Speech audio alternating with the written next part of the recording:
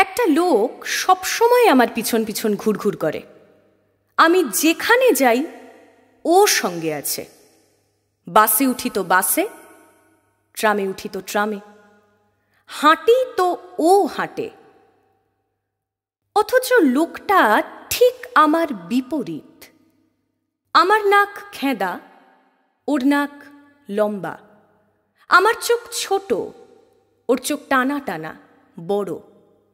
আমার রং ময়লা, ওর রং উজ্জ্বল ফর্সা।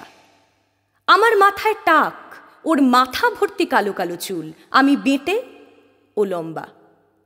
আমার ধারে পাশে কোনো মেয়ে আসে না, ওকে দেখলে মেয়েরা 180 ডিগ্রি ঘাড় ফিরিয়ে তাকায়। আমার পকেট ঢুঁঢু, ও দুহাতে টাকা ওড়ায়। আমার কান্না পেলে ও হাসে, আমি হাসলে ওর চোখ ছলছল করে।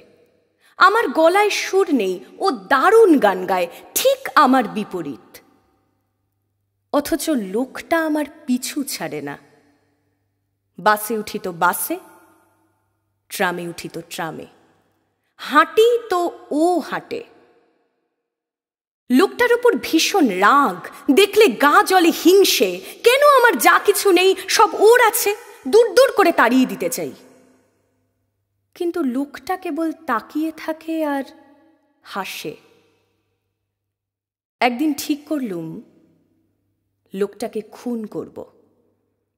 একটা ছুরি সানিয়ে নিলুম, কোমরে লুকিয়ে রাখলুম।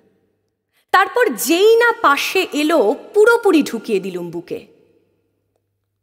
ও কিন্তু হাসতে লাগলো আর বলল, তাকিয়ে দেখো তোমার নিজের বুকে।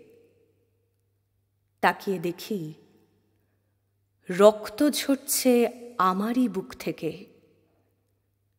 আমি কিন্তু মারা গেলাম সেদিন থেকে। নমস্কার, আমি বিদিশা, শুনছেন রেট্রো FM। উপস্থাপনা কেমন লাগলো জানাতে ভুলবেন না কিন্তু।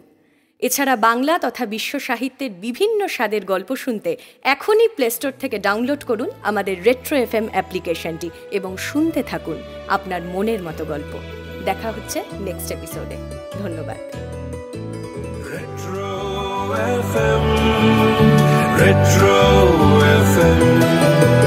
ফিরে দেখা, মনে রাখা।